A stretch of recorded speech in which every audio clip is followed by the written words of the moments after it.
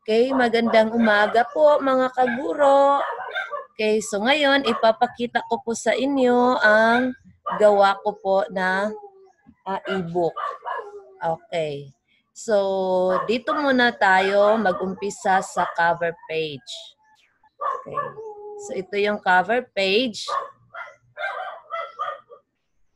So, yung cover page dapat nakaano siya from PDF to ika-convert siya, convert to image. Okay.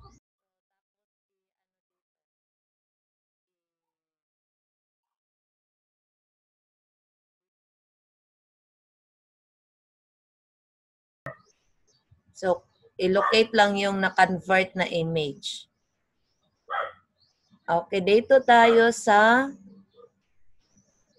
book title. So, dapat yung title ng module.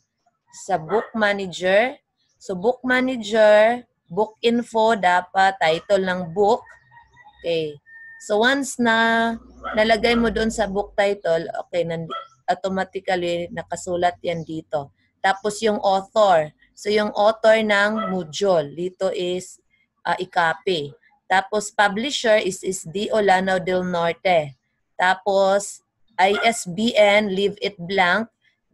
Ang rights, dapat nakalagay Department of Education, Region 10. Okay.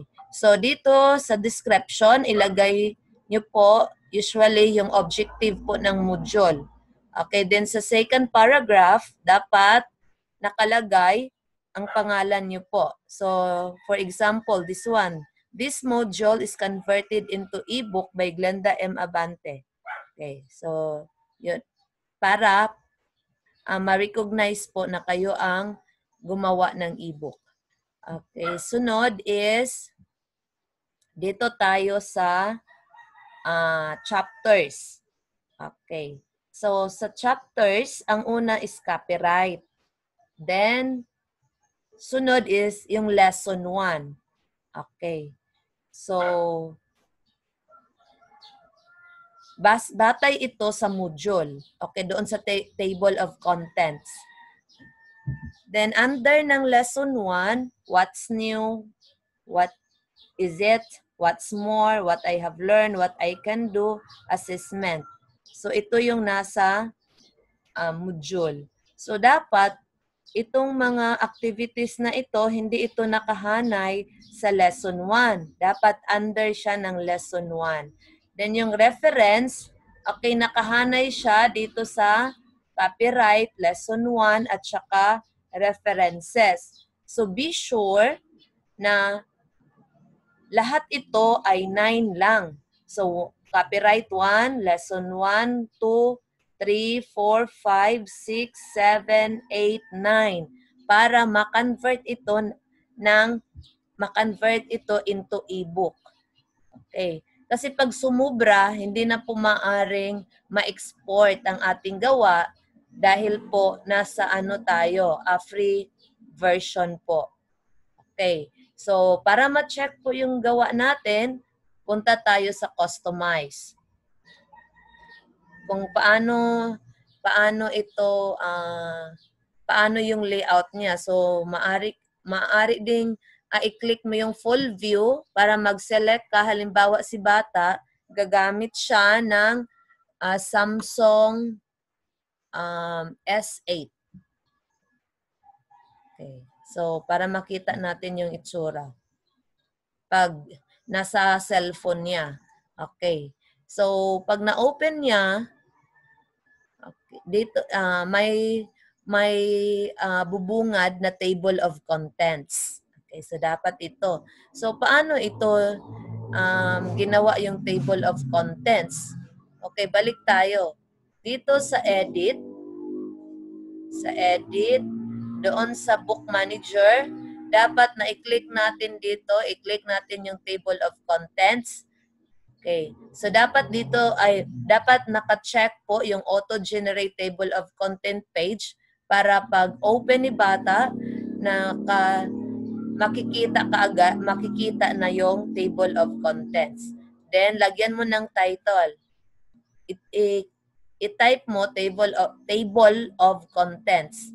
Pero kung Tagalog, talaan ng nilalaman. Okay. So, i-click mo, okay. Okay, para maka-generate siya ng table of contents pag open niya sa ebook. Then, sunod is copyright. So, sa copyright, so hindi siya malinaw. So, dito na lang natin sa full view kasi hindi malinaw. Okay. So, ito. Dapat malinaw po. Okay, maganda yung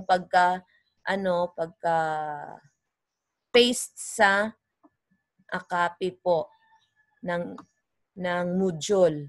Okay, so ito, ang ginawa ko po dito ay yung PDF to image.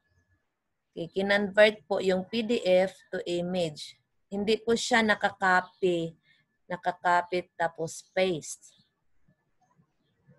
Kasi para po maliwanag yung mga sulat. Yung mga text, maliwanag po yung mga text. Okay, so dito naman tayo sa lesson 1 na. Okay, so ito lang yung nakalagay sa module sa lesson 1. So, kinopya na lang po. Okay. Pagkatapos, under ng lesson 1, what's new? Digital arts. So pag open, automatically na nag-play yung audio. Okay. So gamit ko po ay yung robotic na speech. Okay. Sunod. Okay, sunod na activity. Okay, so since mayroong dito, a link sa sa internet, so naka-blue siya para pag once na-click ni bata yung a link, so magdidirect yan doon sa page or doon sa link niya sa internet. Ito. So makita niya saan kinuha or yung reference ng sumulat.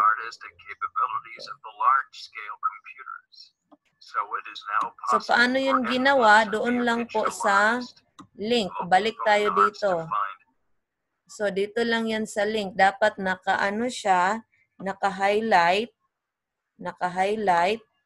Ay, saan ba yun? Nawala.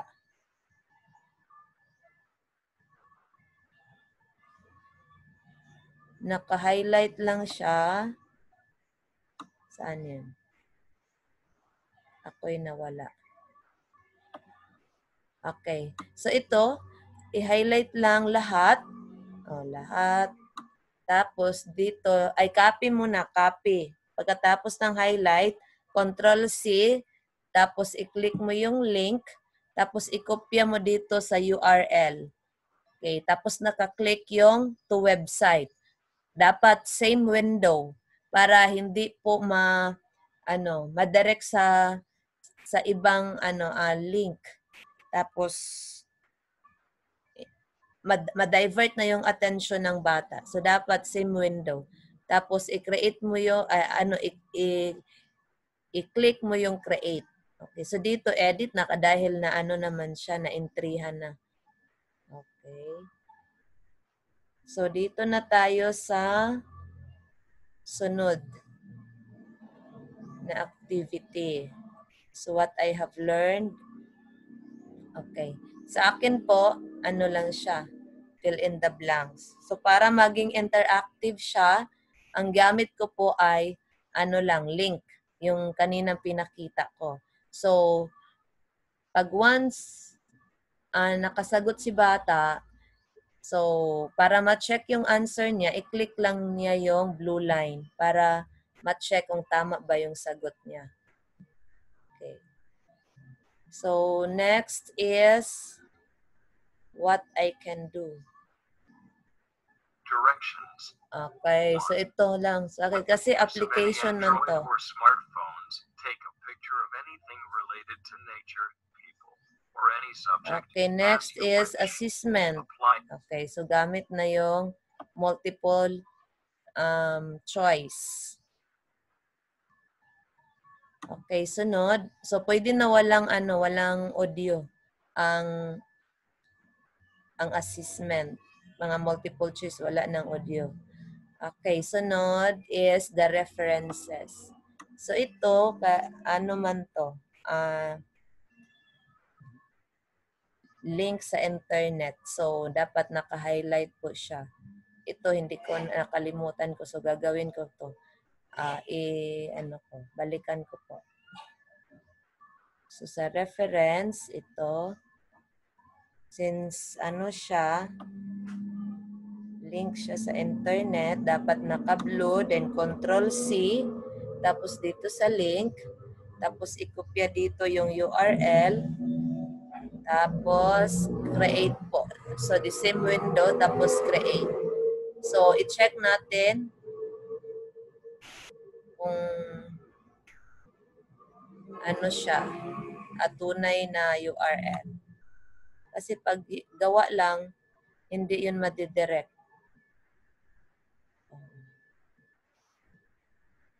So ito, if you do not want to visit this page, you can return to. Okay, so yun.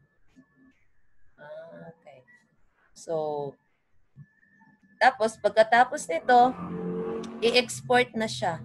So, since wala pa kayong, para makita niyo po yung ebook, dapat naka-download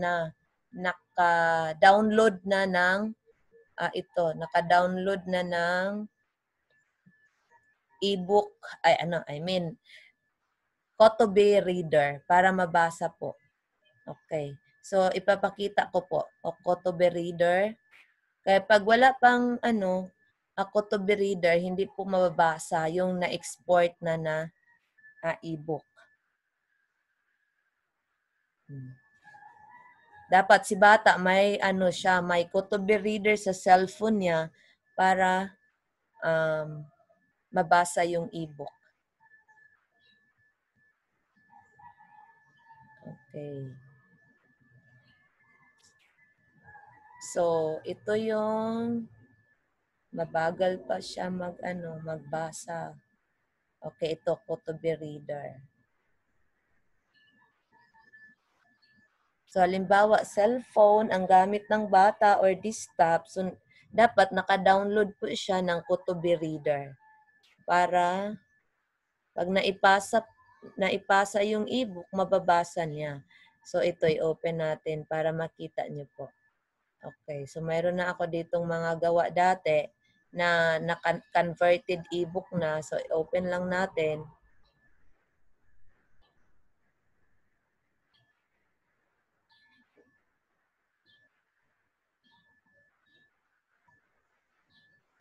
Please wait. Ito na. Okay, so ganito na siya, previews. Okay, one panel.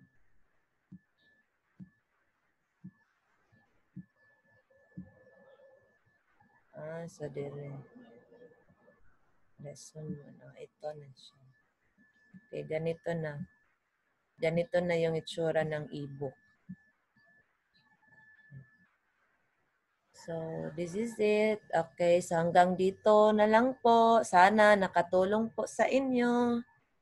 Please subscribe and hit the like button. Charot.